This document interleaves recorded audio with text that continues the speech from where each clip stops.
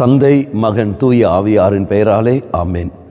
இயேசு கிறிஸ்துவின் அன்புமிக்க சகோதர சகோதரிகளை உங்கள் அனைவருக்கும் கிறிஸ்து இயேசுவின் அன்பு கலந்த வணக்கத்தை தெரிவித்துக் கொள்கின்றேன். இன்று நற்செய்தி பாகமானது யோவான் நற்செய்தி 17ஆம் அதிகாரம் 20 முதல் 26 வரையில திருவாக்கியங்கள்.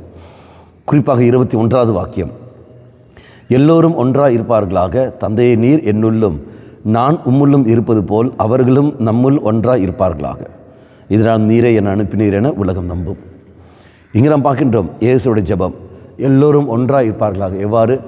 தந்தை நீர் என்னுள்ளும் நான் உம்முள்ளும் இருப்பது போல அவர்களும் ஒன்றாய் இருக்கட்டும். அப்படி என்றால் கணவன் மனைவிக்குள்ளேயும், மனைவி கணவனுக்குள்ளேயும், பிள்ளைகள் பெற்றோருக்குள்ளேயும், பெற்றோர்கள் பிள்ளைகளுக்குள்ளேயும், சகோதரன் சகோதரிக்குள்ளேயும், சகோதரி சகோதரிக்குள்ளேயும், இவ்வாறு குடும்பம் ஒன்றாக இருக்கட்டும்.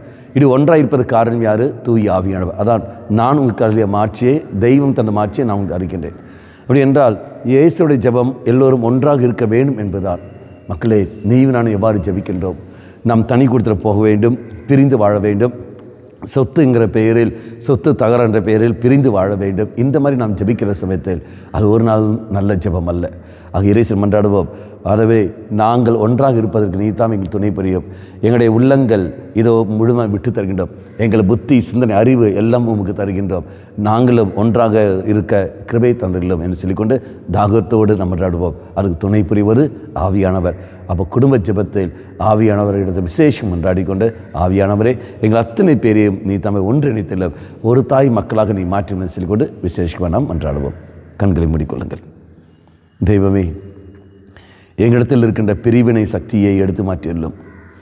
எங்களிடத்தில் இருக்கின்ற வேறுபாடு சக்தியை எடுத்து மாற்றியுள்ளோம்.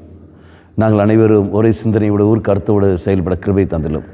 உம்மை மட்டுமே மையப்படுத்தி வாழக்கூடிய வரத்தை எங்களுக்கு தந்துள்ளோம். மாதாவே, விசேஷமாக எங்களுக்காக பரிந்து பேசியுள்ளோம். ஆமேன். தந்தை மகன் தூய ஆவியாரின் பெயராலே ஆமேன்.